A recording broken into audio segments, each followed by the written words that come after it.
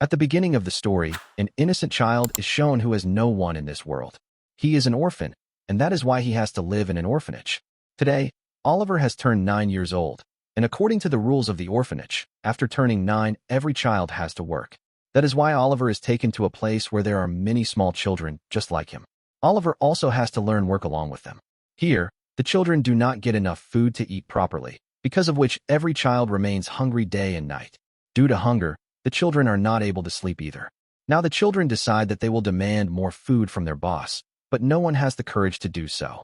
That is why they collect many strings, and every child is told to choose one string from them. The child who gets the shortest string will be the one who will talk. Now everyone chooses their strings, and the shortest string comes to Oliver. That is why now he has to speak. The next day, when all the children are eating food, Oliver gets up from his table and goes to the boss and says that he wants more food, that he is hungry. He says that the food they are given is not sufficient for them and that their diet should be increased. Hearing this, the boss becomes completely shocked because for the first time a child has demanded food. Actually, all the children are afraid of the boss. Now the boss starts chasing Oliver to beat him. Oliver runs from there to save his life. But now the senior officials of the orphanage come to know that Oliver has demanded more food, so he is sent to a man where he will have to work. This man's name is Sourberry. Oliver works day and night at Sourberry's house. Sourberry's wife does not like his work at all. There is one more child here who, like Oliver, was sold to this house, and he also works here. This child is older than Oliver and does not like him at all. He keeps troubling Oliver all the time. One night, when both of them are eating food, that child says something wrong about Oliver's mother, which makes Oliver angry.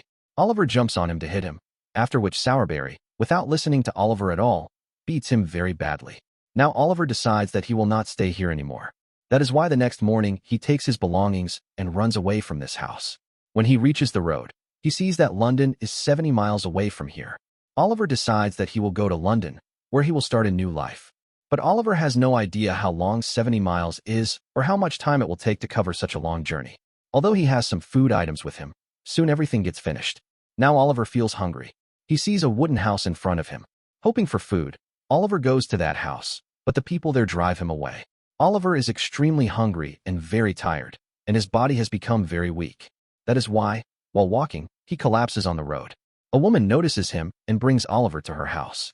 She gives him food to eat, and after eating, Oliver feels as if he has been born again because he did not expect that he would ever get food again. Everyone had been scolding and shooing him away. The next morning, after completely recovering, Oliver once again sets out toward London. For the next 7 days, he keeps walking continuously. Blisters form on his feet, and he becomes extremely tired. But now he has reached the city for which he had set out. That is, London. There is so much weakness in his body that he lies down at the side of the road.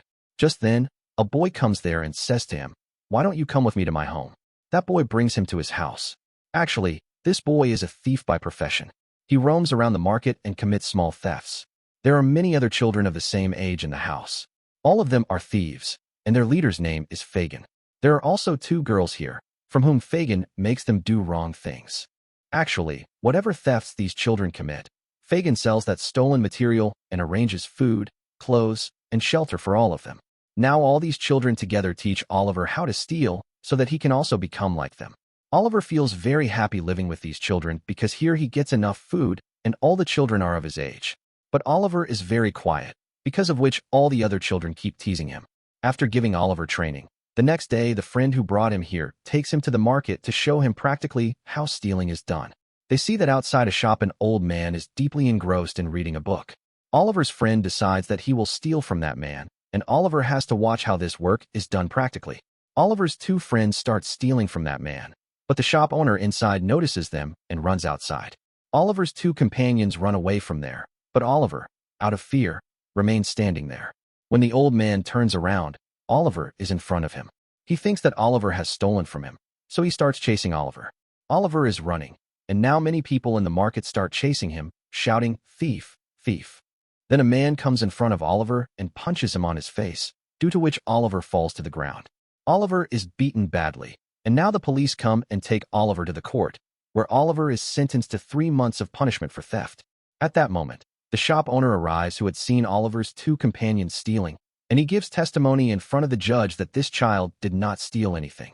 Now the old man whose money Oliver's friends had stolen feels very bad after hearing that Oliver was innocent, yet he was beaten so badly. That is why he brings Oliver to his home. On the other hand, Fagin scolds those two children a lot who had left Oliver on the street in the market. Just then, Fagin's boss arrives, and he sends the girl who works there, whose name is Nancy, to the court by making her Oliver's sister, so that she can find out how many months of punishment Oliver has received. But there she finds out that the same man whose money the children had stolen has taken Oliver to his home. Now Oliver is shown at that house, where the old man and his wife both take very good care of Oliver. Oliver has now recovered completely. He does all the household work.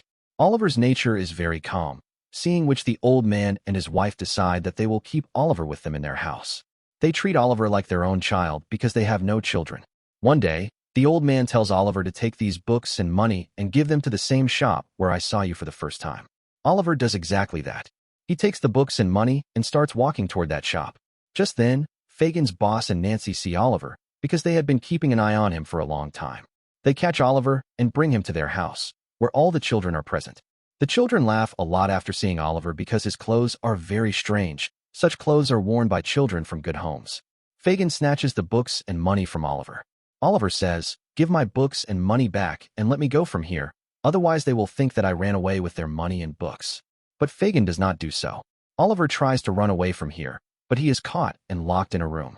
The next morning, Fagin takes breakfast for him and asks whether he told the police anything about their house or their work. Oliver says that he did not tell anything to anyone. Fagin's boss comes to know that the old man who kept Oliver in his house is a very rich man of the city. Now he decides that through Oliver he will commit theft at that man's house, so that those people become completely convinced that Oliver is a thief. They will never accept Oliver, and forever Oliver will have to work for them. Now Fagin's boss takes Oliver out of the house at night. He meets one of his companions. They have 2 pistols, and with those pistols they move toward the house of that same old rich man along with Oliver. Oliver requests them a lot to leave him, and says that he does not want to steal in that house, but they do not listen to him.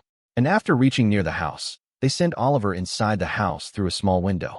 Oliver wants to run upstairs, but Fagin's boss holds him at gunpoint and says that he will have to open the door, otherwise he will shoot him. On the boss's order, Oliver is forced to open the door, and now the boss and his companion enter inside.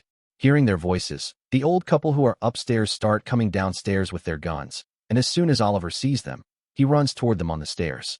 The boss fires a shot at him and injures him. From upstairs, the old couple also start firing bullets, because of which the boss has to pick up Oliver and run away from there. Now the boss tells his companion to kill this child Oliver, because he does not want him to remain alive. If he survives, he will give testimony against them and get them trapped. Just then, the boss's foot slips, because of which he falls down into a pond. His companion brings Oliver back to the house, where Fagin and all the children are present. They see that Oliver's condition is very bad. Fagin and Nancy take care of Oliver the whole night. Now the boss has also returned home, but because he fell into the water, his health is very bad.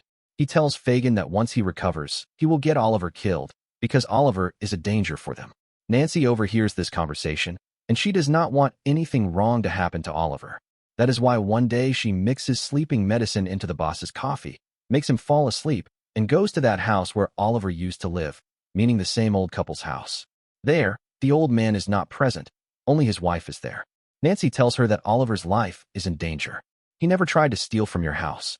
He is innocent and blameless. If your husband wants to know the complete truth, tell him to meet me at London Bridge. After this, Nancy returns back home. Now at night, when Fagin and the boss are talking to each other, Nancy gets ready and wants to go to London Bridge, where she knows that the old rich man will come to meet her. But the boss says that she cannot go out so late at night. Nancy insists and goes out anyway. Fagin and the boss become suspicious of her, so they tell one of their men to keep an eye on Nancy.